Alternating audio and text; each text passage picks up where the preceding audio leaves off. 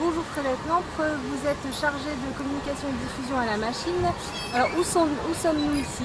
Ici, vous êtes sur l'ancien site des chantiers navals de la ville de Nantes. En fait, ces chantiers ont fermé à la fin des années 80 et désormais, c'est devenu une sorte de grand parc urbain. Mais c'est pas seulement un parc, c'est vraiment un lieu à vivre, un nouveau quartier, une sorte de reconquête en fait d'un morceau de ville de Nantes.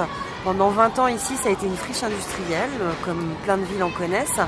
Donc peu d'habitants, peu de vie, peu d'activités.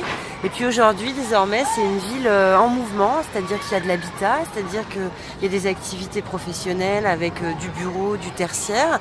Et puis il y a notre présence avec la compagnie La Machine, avec notamment derrière moi ce carrousel des mondes marins, le projet des machines de Lille qui a été un peu un accélérateur de vie dans ce quartier. Ça nous a permis, si vous voulez, de revaloriser ces espaces qui étaient un petit peu délaissés ou méconnus. Parce que les artistes, eux, avaient déjà squatté quelques endroits, anciennes nefs, anciens lieux d'industrie. Et puis aujourd'hui, avec cette présence et puis aussi tout l'aménagement du paysage qui a été fait par un monsieur qui s'appelle Alexandre Chemetov, aujourd'hui, c'est devenu un peu le quartier à vivre, l'espace de sortie pour les week-ends. On vient boire un verre, on vient pique-niquer en famille, faire une balade à vélo.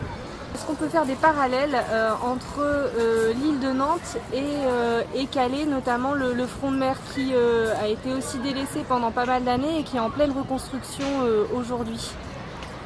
On peut faire des parallèles d'une certaine manière. Évidemment, c'est des territoires très différents. On n'est pas exactement sur une reconquête d'un hyper-centre-ville comme ici. En revanche, effectivement, ce qu'il y a de commun, si vous voulez, c'est la revalorisation d'un espace, qu'il soit urbain, qu'il soit rural. L'idée, c'est vraiment de revaloriser cet espace et de lui redonner vie. Et de lui créer des points d'attractivité. Donc c'est vraiment ça qu'il y a en commun, peut-être, c'est créer de l'attractivité dans un espace à reconquérir.